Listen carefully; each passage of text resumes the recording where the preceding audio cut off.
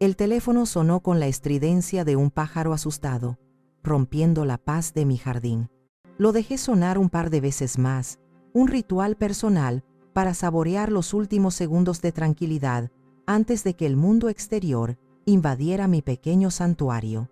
Estaba disfrutando del calor del sol de Guanajuato en mi rostro, un sol de media tarde que doraba las bugambilias y hacía brillar las hojas de mis rosales. El aroma de la tierra húmeda y las flores se mezclaba en el aire, un perfume que siempre había asociado con la paz. En mi mano, las tijeras de podar se sentían como una extensión de mi voluntad, recortando con precisión las ramas secas para dar paso a nueva vida. Era Sofía. Una pequeña y cálida burbuja de alegría se infló en mi pecho, un reflejo incondicional que ninguna distancia o circunstancia había logrado atenuar. Desde que se había mudado a la Ciudad de México para perseguir sus sueños de arquitecta, sus llamadas eran el hilo dorado que mantenía tejido el tapiz de mi vida. Deslicé el dedo por la pantalla, llevando el teléfono a mi oreja con una sonrisa anticipada. «Hola, mi vida». ¡Qué milagro! «Hola, mamá». Su voz sonó extraña. No era la voz cantarina y llena de vida de mi Sofía. Era una voz plana, distante, desprovista de emoción, como si estuviera leyendo un comunicado de prensa desde un lugar muy lejano. No había rastro del cariño habitual, del «¿Cómo estás, mami?», que siempre, sin excepción, iniciaba nuestras conversaciones. Un escalofrío recorrió mi espalda a pesar del sol. «¿Pasa algo, hija? ¿Te oyes rara?», pregunté, y mi propia voz se tiñó de una preocupación instantánea. Las tijeras de podar se quedaron quietas en mi mano, a medio cortar una rama. Hubo una pausa, un breve silencio cargado de una electricidad ominosa que crepitó a través de la línea. Pude escucharla tomar aire, un suspiro casi imperceptible, como si se estuviera armando de valor para saltar al vacío. «Te llamo para avisarte que Mateo y yo nos casamos». Sentí como si el suelo de baldosas de mi patio se abriera bajo mis pies, como si una grieta profunda y oscura me estuviera tragando. El sol pareció perder su calor de golpe, y los colores vibrantes de mi jardín se tornaron grises y opacos. «¿Qué? ¿Cómo que se casaron? Pero, ¿no era en octubre?». Pensé que apenas estaban viendo lugares. Las palabras se atropellaban en mi boca, una cascada de confusión y negación. «Decidimos hacer algo pequeño, mamá. Íntimo», me interrumpió, y cada palabra era un pequeño y afilado trozo de hielo. «Fue ayer». Ayer. La palabra rebotó en las paredes de mi cráneo, hueca y sin sentido. Ayer. ¿Qué había hecho yo ayer? Ayer yo había regado mis plantas, había leído hasta tarde un libro de Isabel Allende, había hablado por teléfono con mi hermana Pilar sobre una receta de pan de elote. Ayer había vivido un día normal, un día cualquiera, mientras mi única hija, el centro de mi universo, se casaba sin que yo tuviera ni la más remota idea. Pero, ¿por qué? ¿Por qué no me dijiste nada? Hubiera ido, Sofía. Sabes perfectamente que hubiera movido cielo, mar y tierra para estar contigo en tu boda. Mi voz se quebró, suplicante. Otra pausa, esta vez más larga, más cruel. Pude escucharla de nuevo tomar aire, preparándose para el golpe final, el que sabía que me destrozaría. «Mira, mamá, fue una ceremonia muy, muy pequeña, solo para la familia y los amigos más cercanos. Solo invitamos a la gente que de verdad importa. Solo a la gente que de verdad importa». Repetí la frase en un susurro, y el sabor amargo y metálico de la traición me llenó la boca, asfixiándome. Así que eso era yo, alguien que no importaba, la mujer que le había dado la vida, que había pasado incontables noches en vela a su lado cuando tenía fiebre, que había vendido el único recuerdo tangible de su padre para pagar su universidad. Yo, su madre, no formaba parte de la gente que de verdad importa. El dolor fue tan agudo, tan físico, que me dobló. Tuve que apoyarme en el tronco de un viejo jacarandá, sintiendo la corteza rugosa contra mi mejilla. Pero entonces, a través de la niebla cegadora del dolor, algo más frío y duro comenzó a crecer en mi interior. Una calma extraña, una claridad aterradora. El shock estaba dando paso a algo más. Y otra cosa, mamá, continuó ella, completamente ajena al cataclismo que acababa de provocar en mi alma. Su tono de voz cambió ligeramente, volviéndose casi casual, como si lo anterior hubiera sido un mero trámite.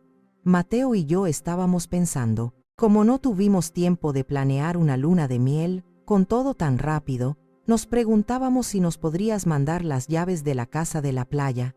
Nos encantaría pasar unas semanas allí. Ahí estaba la verdadera razón de la llamada.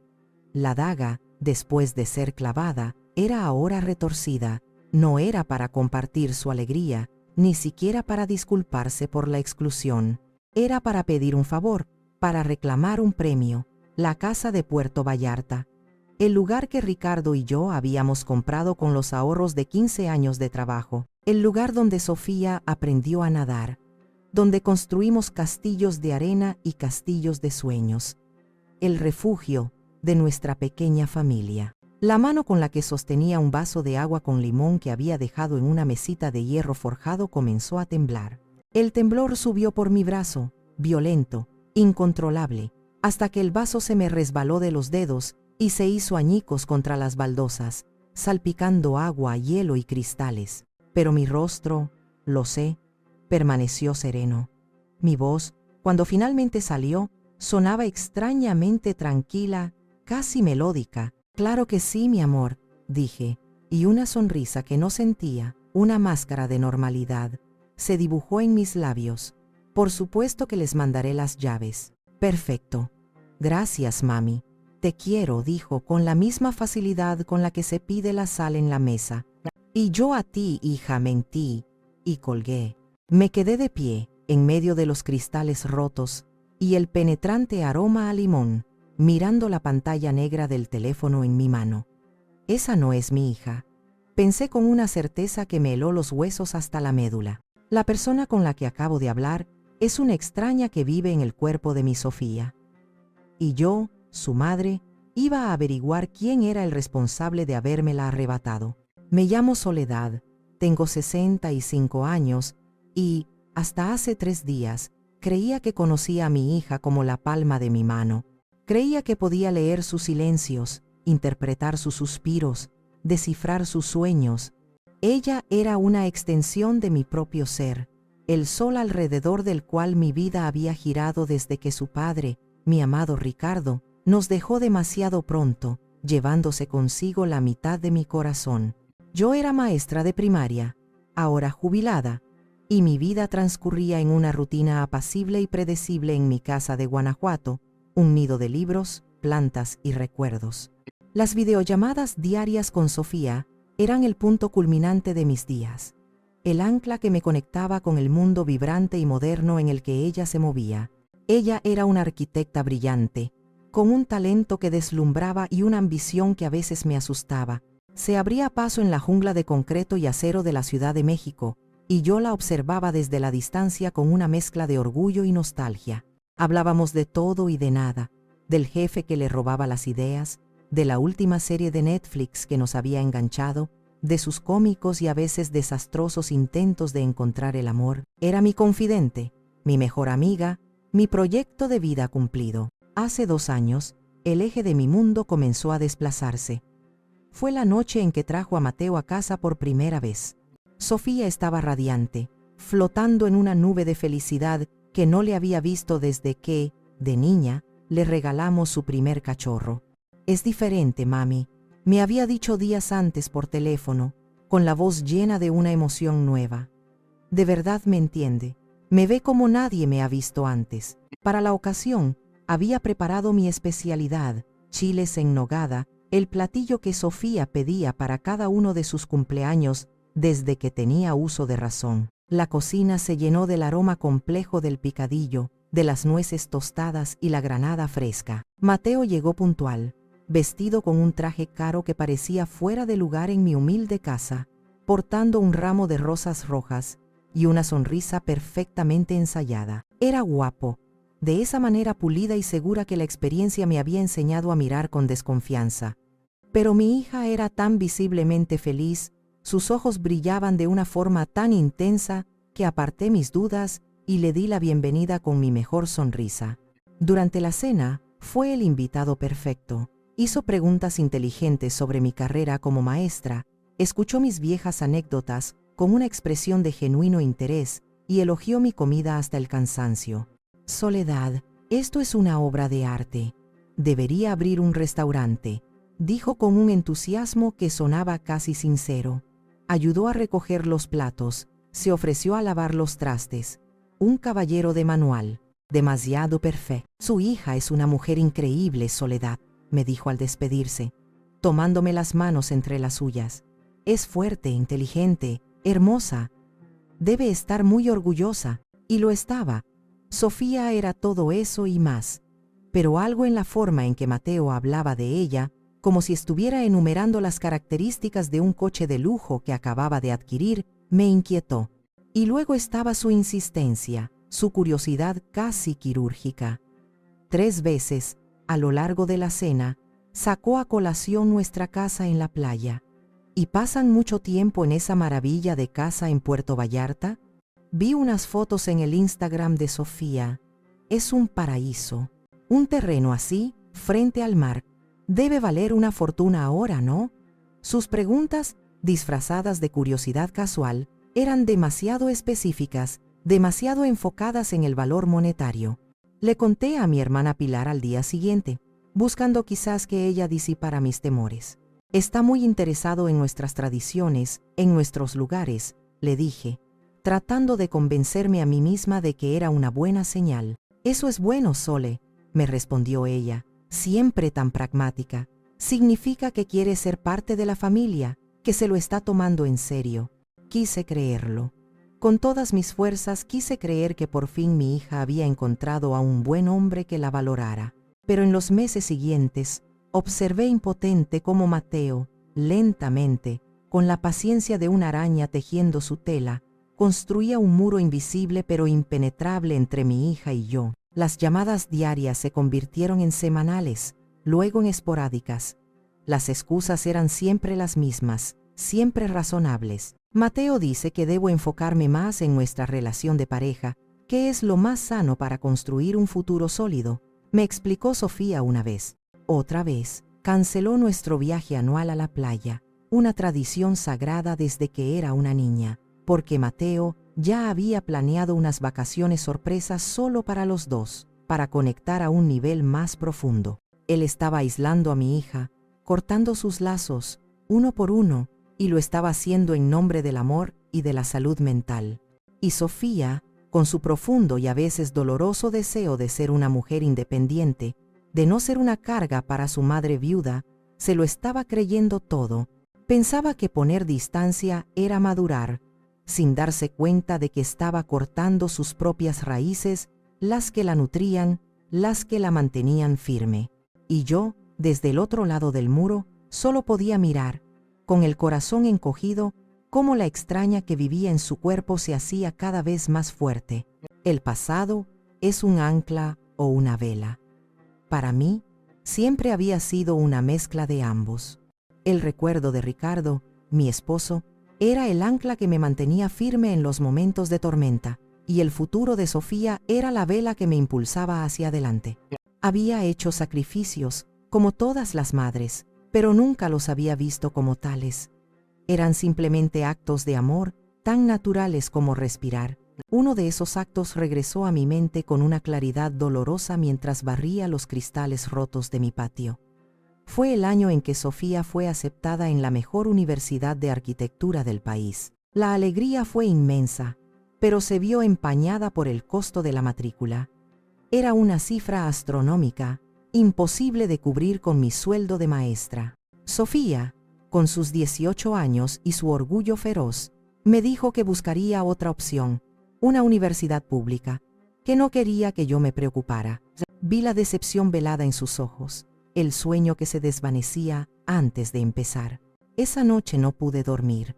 Al día siguiente, sin decirle nada, tomé la pequeña caja de terciopelo azul que guardaba en mi buró.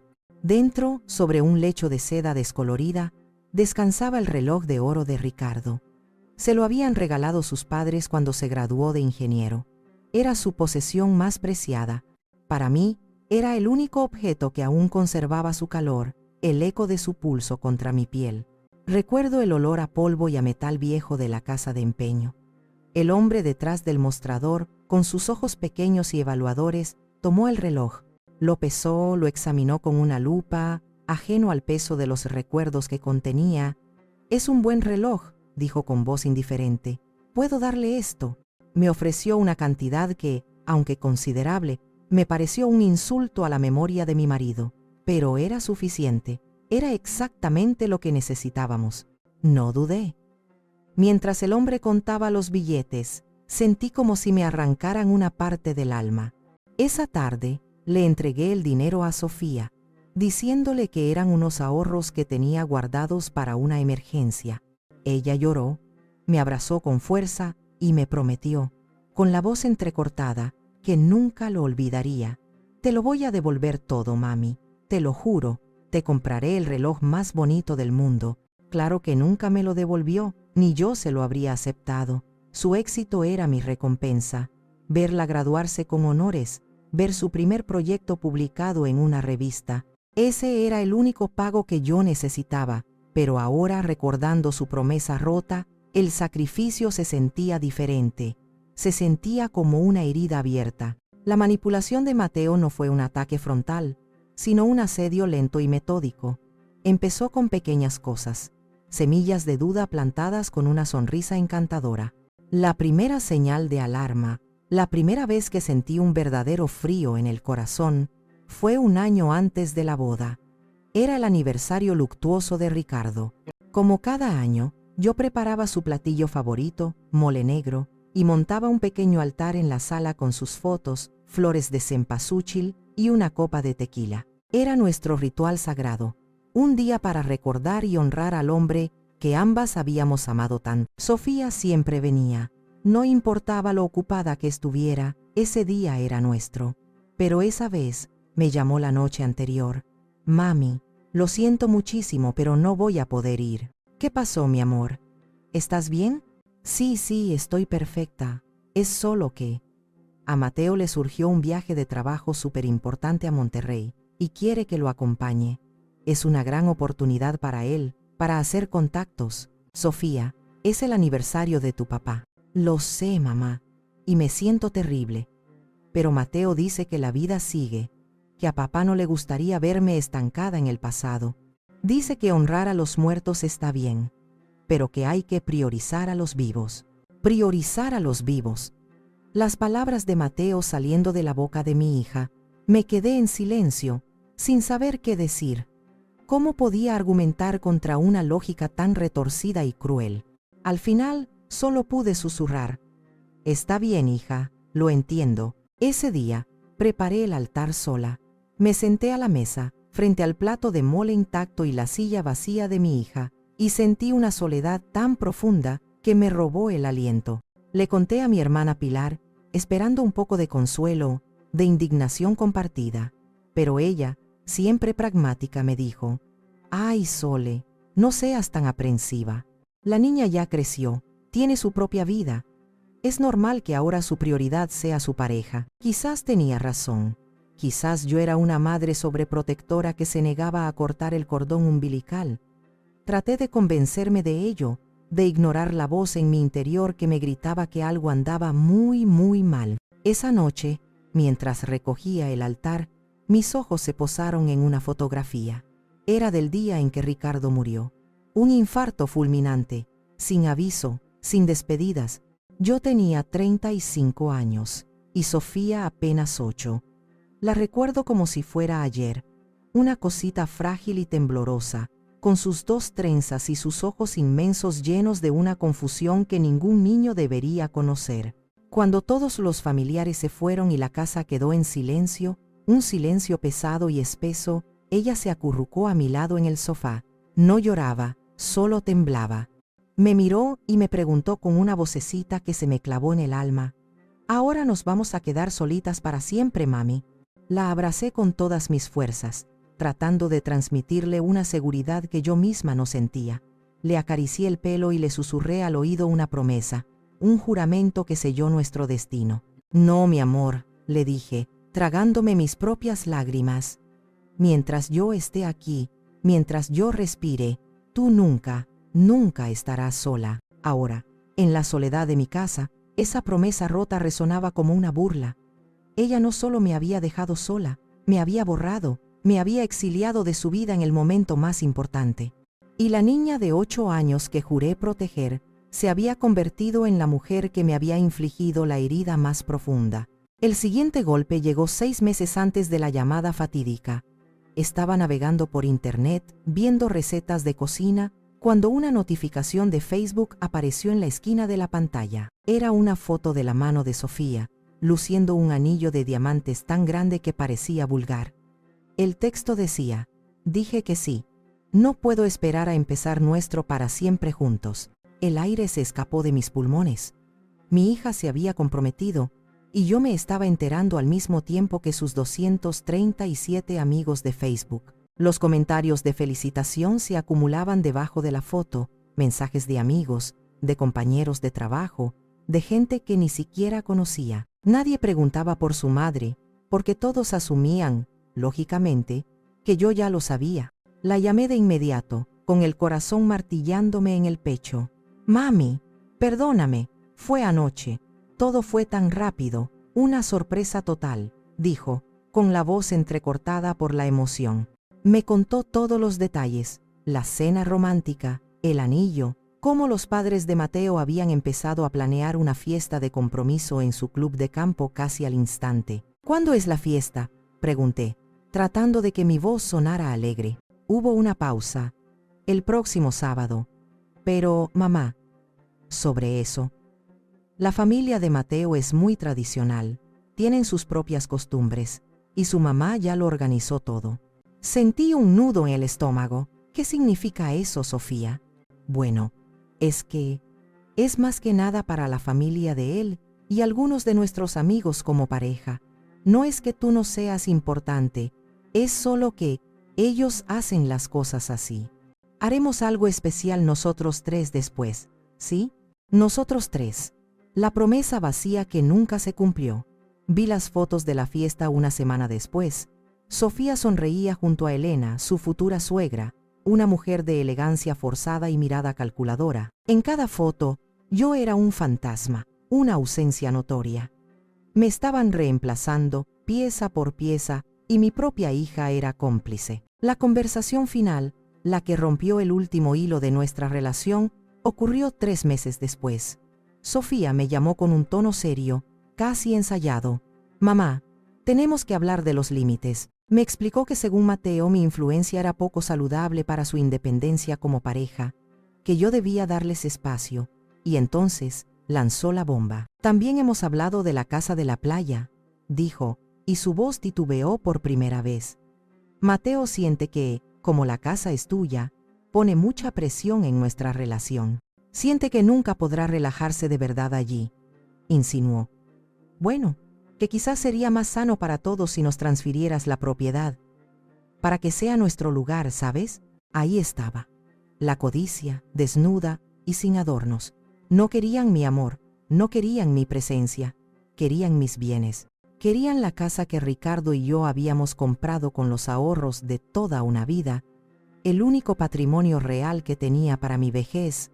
«No, Sofía», dije, y mi voz fue tan firme como el acero. «Esa casa no está en discusión». La llamada terminó en una tensión gélida. Fue la última vez que hablamos con algo parecido a la normalidad. Después de eso, solo hubo silencio.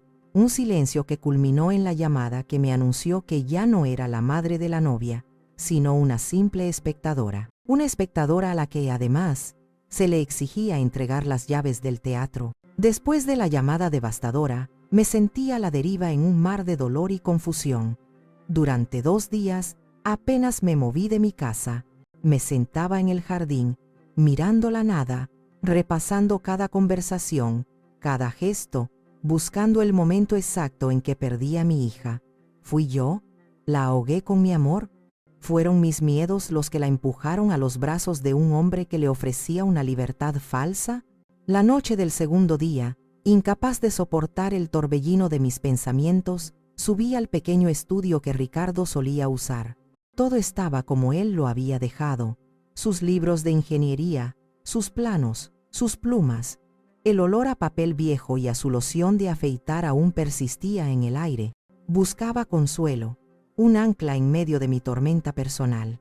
Abrí un viejo archivador de madera, buscando nada en particular, solo queriendo tocar algo que él hubiera tocado. Mis dedos rozaron una carpeta gruesa y polvorienta con una etiqueta escrita a mano: Proyecto San Pancho. La curiosidad pudo más que mi letargo. La saqué y la abrí sobre el escritorio. Dentro había un montón de documentos legales, estados de cuenta bancarios, cartas. Era el expediente de un desastre, el proyecto inmobiliario que había llevado a Ricardo a la ruina financiera y, sospechaba yo, a su ataque al corazón años después. Recordaba esa época como una pesadilla de llamadas telefónicas tensas y noches de insomnio. Ricardo había invertido todos nuestros ahorros y se había asociado con un hombre que, según él, tenía grandes conexiones. El hombre desapareció con todo el dinero, dejando a Ricardo con deudas masivas y el corazón roto. Empecé a leer los documentos, más por inercia que por interés. Nombres de empresas, cifras, fechas, todo era un lenguaje ajeno para mí. Pero entonces, en una copia de la escritura de sociedad, un nombre saltó de la página y se me clavó en los ojos. El nombre del socio que lo había estafado, del hombre que había destruido a mi marido. Morales, Benjamín Morales, el apellido de Mateo. El aire se me escapó de los pulmones. Me senté de golpe en la vieja silla de escritorio de Ricardo, que crujió bajo mi peso. No podía ser. Era una coincidencia, una broma cruel del destino.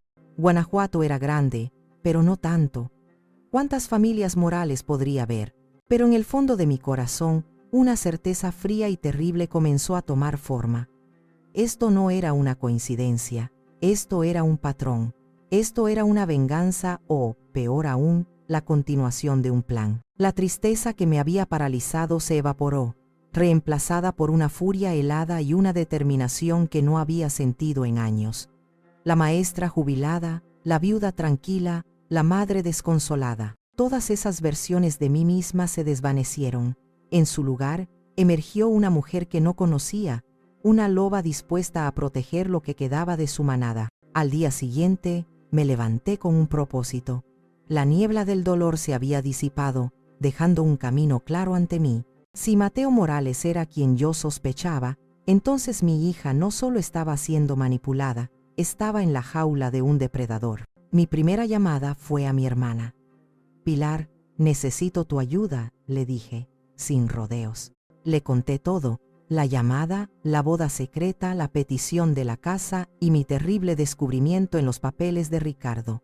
Esta vez no hubo palabras sobre ser aprensiva. Hubo un silencio denso al otro lado de la línea, seguido de un «ese hijo de perra». Pilar, a diferencia de mí, era un genio de la tecnología. «A ver, Sole, déjame ver qué encuentro», dijo, y pude escuchar el tecleo rápido de sus dedos. Yo, mientras tanto, me enfrentaba a la computadora con la misma confianza con la que me enfrentaría a una serpiente de cascabel. Siempre me había sentido torpe con esas máquinas, pero el amor por un hijo te convierte en experta en lo que sea necesario. Con la ayuda de Pilar por teléfono, aprendí a usar las redes sociales como un arma. Buscamos a Mateo Morales, a sus padres, a sus amigos. Encontramos el perfil de su madre, Elena, una mujer que publicaba fotos de una vida de lujo que, según los rumores del pueblo, ya no tenían. Sus publicaciones estaban llenas de indirectas sobre recuperar el lugar que les corresponde. Luego, encontramos algo más interesante. En una foto antigua de un evento social, etiquetaron a Mateo junto a una joven. Al hacer clic en el perfil de ella, descubrimos que habían estado comprometidos 2 años antes. La boda se había cancelado abruptamente. Contacté a la chica, una joven de Querétaro llamada Jimena. Al principio dudó, pero cuando le mencioné el nombre de mi hija, su voz se quebró. Me contó la misma historia, un romance de ensueño, un aislamiento gradual de su familia y finalmente la presión para que pusiera a Mateo en las cuentas bancarias de su familia. Su padre, un empresario astuto, investigó a Mateo y descubrió sus deudas y su patrón. Mi siguiente llamada fue al licenciado Javier, el viejo amigo y abogado de Ricardo, un hombre honorable y discreto que se había retirado hacía años. Le costó recordar el caso Proyecto San Pancho, pero cuando lo hizo, su voz se endureció. Ese Morales fue un ladrón, Soledad, un sinvergüenza. Dejó a tu marido en la calle y desapareció del mapa. Lo buscamos durante años. Javier, le dije, con el corazón en un puño, creo que su hijo se acaba de casar con mi hija. El silencio que siguió fue más elocuente que cualquier palabra. Soledad, dijo finalmente, con una gravedad que me heló la sangre. Necesito que vengas a mi despacho. Tengo todos los archivos originales y creo que es hora de que se haga justicia. Pasé los siguientes 3 días inmersa en un mundo de documentos legales, estados de cuenta y recortes de periódico. Con la ayuda de Javier, reconstruimos la estafa pieza por pieza. Benjamín Morales no solo le había robado a Ricardo, lo había humillado, lo había destruido sistemáticamente. Y luego había desaparecido, presumiblemente a disfrutar del dinero robado. Dinero que legalmente pertenecía al patrimonio de mi marido y por herencia a Sofía. El plan comenzó a formarse en mi mente. No era un plan de venganza, sino de revelación. No iba a destruir a Mateo, iba a darle la verdad, y la verdad, a veces, es el arma más devastadora de todas. El viernes por la mañana, salí de Guanajuato en mi viejo coche. En el asiento del copiloto, cuidadosamente colocada, iba una elegante caja de regalo de una tienda departamental. No contenía porcelana fina ni ropa de cama de lujo. Contenía la verdad, envuelta en papel de seda. Dentro había copias de cada documento, la escritura de sociedad fraudulenta, las pruebas de las transferencias de dinero, la declaración de bancarrota de Ricardo. Había también una impresión del perfil de Jimena, la ex prometida, con su historia. Y por último, una nota que escribí con mi mejor caligrafía, la misma que usaba para enseñar a los niños a escribir sus primeras letras. El viaje a la Ciudad de México fue el más largo de mi vida. Cada kilómetro era una batalla contra mis propias dudas. Una voz en mi cabeza me susurraba: ¿y si te equivocas? ¿Y si estás a punto de destruir el matrimonio de tu hija por una simple coincidencia? En un momento, la duda fue tan fuerte que me orillé en la carretera. La lluvia comenzó a caer, emborronando el parabrisas, igual que las lágrimas emborronaban mi vista. Me apoyé en el volante y lloré. Lloré por Ricardo, por Sofía, por la madre que había sido y la mujer en la que me estaba convirtiendo. ¿Estaba haciendo lo correcto? Entonces, recordé la voz de Sofía en el teléfono. Fría, distante. Solo invitamos a la gente que de verdad importa. Esa frase fue como un latigazo. Secó mis lágrimas y endureció mi resolución. Mi hija estaba en peligro, y yo era la única que podía salvarla. Arranqué el coche y seguí conduciendo. Llegué al lujoso edificio de apartamentos donde vivían. No subí, no quería verlos. Dejé la caja con el portero, junto con una nota simple, para Sofía y Mateo. Con todo mi amor, mamá. Luego, me di la vuelta, regresé a mi coche y emprendí el camino de vuelta a casa, sin mirar atrás. Había encendido la mecha, ahora solo quedaba esperar la explosión. La llamada llegó al día siguiente, a las 2:17 de la tarde. Era el número de Sofía, pero la voz que salió del altavoz era un rugido animal. ¿Qué demonios le pasa, vieja bruja? ¿Cómo se atreve a mandarnos esta basura? Era Mateo. Estaba gritando fuera de sí. Puse mi taza de té de manzanilla sobre la mesa con una calma que me sorprendió a mí misma. «Hola, Mateo», dije, con voz suave. «Supongo que abrieron su regalo de bodas. Esto no es gracioso, esto es azoso. Voy a llamar a la policía». «Adelante», respondí, y mi voz no flaqueó. «Pero estoy confundida. ¿Qué vas a denunciar exactamente? ¿Que tu suegra te envió un regalo que contiene registros públicos y documentos legales?» Al fondo, podía escuchar a Sofía llorando. «Mateo, cálmate, por favor. Déjame hablar con ella». «No, esta mujer está loca. Está tratando de arruinar nuestro matrimonio antes de que empiece». No pude evitar una pequeña sonrisa. ¿Arruinarlo, Mateo? Yo diría que estoy tratando de enriquecerlo. Pensé que, como nuevo miembro de la familia, te gustaría conocer un poco nuestra historia. La historia que une a los Morales y a los Rivera de una forma tan íntima. Se hizo un silencio al otro lado de la línea, un silencio denso, pesado. La furia había sido reemplazada por algo más. Pánico. Usted está mintiendo, siseó. Pero su voz había perdido toda su fuerza. Yo no miento, querido. Soy maestra jubilada. Estamos entrenados para ser muy precisos con los hechos. Tu padre, Benjamín Morales, le robó a mi esposo, Ricardo Rivera, el equivalente actual a 20 millones de pesos, dinero que lo llevó a la tumba. Dinero que, legalmente, le pertenece a su única heredera. Mi hija, tu esposa. Escuché un jadeo ahogado. Era Sofía. Y ahora, continué, saboreando cada palabra, ese dinero, más los intereses acumulados durante todos estos años, es una deuda que tu familia tiene con la mía. Una deuda que, ahora que eres parte de esta familia, supongo que te interesará saldar. Eso es ridículo. No tienen pruebas, gritó, pero sonaba como un niño asustado. Oh, tenemos pruebas, Mateo. El licenciado Javier ha guardado cada papel. Y también tenemos el testimonio de Jimena, la chica a la que también intentaste dejar en la calle. Parece que tienes un patrón muy claro, ¿no crees?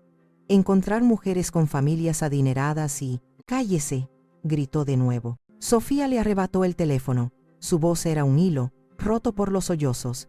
«Mamá, ¿es verdad todo esto? ¿Lo que dicen estos papeles?»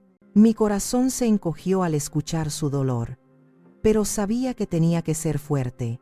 Esta era una cirugía a corazón abierto, y yo era la cirujana. Tenía que cortar el cáncer para salvar al paciente.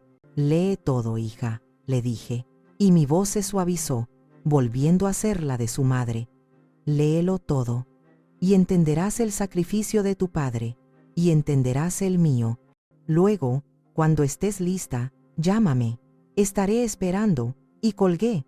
Dejé el teléfono sobre la mesa. La casa estaba en silencio. Afuera, el sol comenzaba a ponerse, tiñendo el cielo de Guanajuato de colores naranjas y púrpuras. Sabía que las próximas horas serían cruciales. Sofía tenía que tomar una decisión. Podía elegir creer las mentiras del hombre con el que se acababa de casar, o podía elegir enfrentar la dolorosa verdad de la mujer que le había dado la vida. La elección era suya. Sofía no llamó esa noche, ni al día siguiente. El silencio era una tortura, un vacío lleno de las peores suposiciones.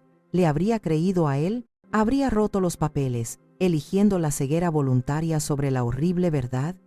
Cada vez que sonaba el teléfono, mi corazón daba un vuelco, solo para hundirse de nuevo al ver que no era ella. El domingo por la mañana, me despertó el sonido de un coche deteniéndose frente a mi casa. Me asomé por la ventana de la cocina y la vi. Estaba sentada en los escalones de mi porche, con la misma ropa que llevaba 2 días atrás. Tenía el pelo revuelto, los ojos hinchados y rojos, y una expresión de desolación tan profunda que me partió el alma. Salí sin hacer ruido y me senté a su lado. No dije nada, solo esperé. Pasaron varios minutos marcados solo por el canto de los pájaros matutinos. «Se fue», dijo finalmente, con la voz ronca. «Anoche. Hizo 2 maletas y dijo que necesitaba tiempo para pensar. Dijo que tú estabas envenenando nuestro matrimonio y que si yo te creía a ti por encima de él, entonces nuestro amor no era real. La manipulación clásica, hacer que la víctima se sienta culpable. Encontré esto», continuó, sacando una carpeta de su bolso. La abrió sobre sus rodillas. Eran impresiones de correos electrónicos. Después de que se fue, revisé su computadora. Todo. Estos son correos entre él y un abogado, hablando de cómo acceder a unas cuentas en el extranjero. Cuentas que su abuelo abrió.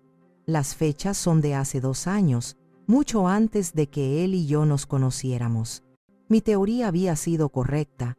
No era solo el dinero de su padre, era un plan a largo plazo.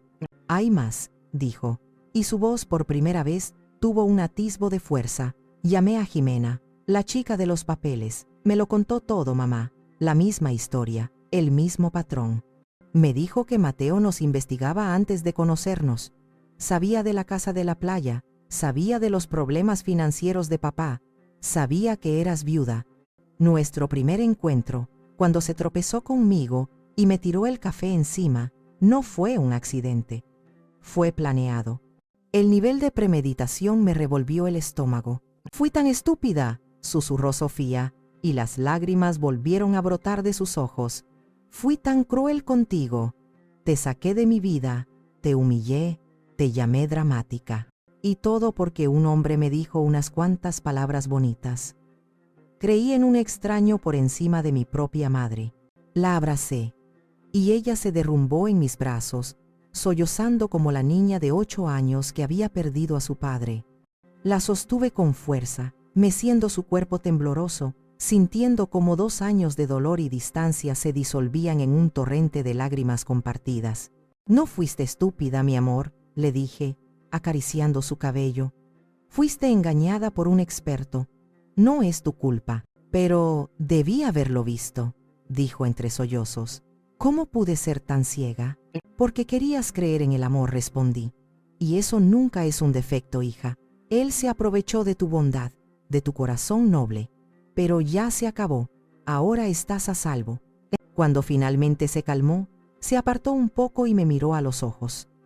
Había una nueva luz en ellos, una llama de acero que no había visto antes. «Voy a destruirlo, mamá», dijo, y su voz ya no temblaba. «No solo por mí, por ti, por papá, por Jimena y por cualquier otra mujer a la que le haya hecho esto. Pero voy a necesitar tu ayuda». Por primera vez en 2 años, mi hija me estaba pidiendo ayuda en lugar de apartarme. Y por primera vez desde que empezó esta pesadilla, sonreí con genuina felicidad. «Dime qué necesitas», le dije. «Lo haremos juntas». El lunes por la mañana, nos reunimos con el licenciado Javier en su antiguo despacho, un lugar que olía a libros y a justicia. Le contamos todo. Le mostramos los correos electrónicos que Sofía había encontrado. Javier escuchó con atención, asintiendo de vez en cuando, con una expresión sombría en su rostro.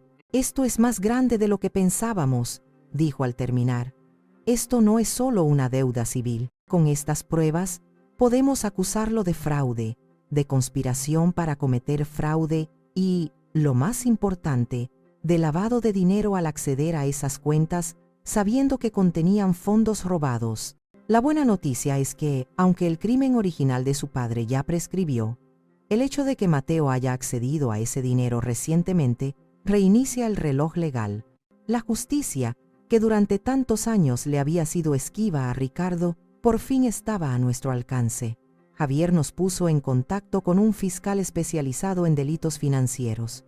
Durante las siguientes semanas, trabajamos sin descanso. Sofía, con su mente analítica de arquitecta, organizó las pruebas de una manera impecable. Yo, con mi memoria de maestra, recordé pequeños detalles, conversaciones y fechas que resultaron ser cruciales. Juntas, éramos un equipo formidable. Un momento, durante esos días frenéticos, se me quedó grabado en el corazón. Estábamos revisando una caja de papeles viejos de Ricardo, buscando un estado de cuenta, cuando Sofía sacó un pequeño recibo arrugado. Era de la casa de empeño, el recibo por la venta del reloj de su padre.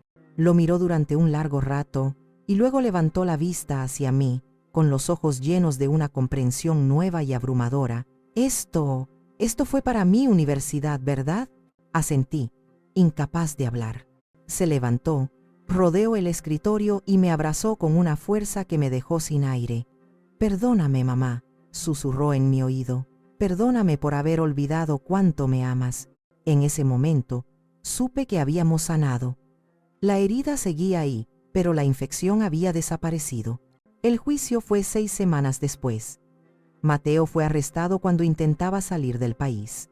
Se veía pequeño y patético en el banquillo de los acusados, despojado de sus trajes caros y su sonrisa falsa. Su madre, Elena, estaba en la primera fila, lanzándome miradas de odio. Jimena voló desde Querétaro para testificar. Su testimonio fue demoledor. Luego le tocó a Sofía. Subió al estrado, alta y serena. Contó su historia con una claridad y una dignidad que me llenaron de orgullo. No hubo lágrimas, solo hechos. Describió la manipulación, el aislamiento, la forma en que Mateo había tergiversado su amor por mí para convertirlo en una debilidad. Cuando terminó, el silencio en la sala era absoluto. El jurado no tardó ni 3 horas en deliberar. Culpable, de todos los cargos. El juez lo sentenció a 12 años en una prisión federal. Además, la corte dictaminó que la familia Morales debía restituir la totalidad del dinero robado, más los intereses y los daños, una suma que ascendía a casi 40 millones de pesos. Era una victoria total. Cuando salimos del juzgado, rodeadas de periodistas, Sofía me tomó de la mano. Nos abrimos paso entre la multitud y caminamos en silencio hasta el coche. El aire de la ciudad parecía más limpio, más ligero. «Mamá», dijo Sofía, deteniéndose antes de abrir la puerta. «Quiero volver a casa». «Ya vamos para allá, mi amor», le respondí. «No», dijo ella, sonriendo por primera vez en mucho tiempo, una sonrisa genuina que le iluminó todo el rostro. «Quiero volver a casa, a Guanajuato. Quiero abrir mi propio estudio allí cerca de ti». Las lágrimas se me agolparon en los ojos, pero esta vez eran de pura felicidad. «Eso sería maravilloso, hija». «Y otra cosa», añadió, con un brillo travieso en la mirada. «Cuando encuentre a alguien que de verdad valga la pena, alguien que te adore tanto como yo, quiero casarme. Y quiero que tú me ayudes a planearlo todo. Y la boda será en la playa, descalzos en la arena, con luces de hadas colgando de las palmeras, justo como lo soñaba cuando era niña». La abracé, y en ese abrazo se cerró el círculo. La pesadilla había terminado. Meses después, estábamos en la casa de Puerto Vallarta. El sol se ponía en el horizonte, pintando el mar de tonos dorados y rosados. Estábamos reparando juntas una vieja cerca de madera que daba al jardín. El aire olía a sal y a pintura fresca. Sofía había cumplido su promesa. Había abierto su estudio en Guanajuato y estaba llena de proyectos. Nuestra relación era más fuerte y honesta que nunca. Mientras martillaba un clavo, la miré. Estaba cubierta de pintura, con el pelo recogido en un moño desordenado, y se reía de un chiste que acababa de contar. Se veía hermosa, se veía libre. Mateo estaba en la cárcel. Su familia estaba en la ruina, obligada a vender sus propiedades para pagar la deuda. Se había hecho justicia. Pero mi verdadera victoria no estaba en su derrota, sino en la imagen que tenía frente a mí, mi hija, recuperada, fuerte, sonriendo de nuevo. Esa noche, mientras las olas rompían suavemente en la orilla, pensé en todo lo que habíamos pasado. Me di cuenta de que la mayor propiedad de una madre no está en las escrituras de una casa, ni en una cuenta bancaria. Está en la fuerza inquebrantable para proteger a quienes ama. Y a veces, el mejor regalo de bodas no es la plata ni la porcelana. A veces, el regalo más valioso, el que lo cambia todo, es simplemente la verdad.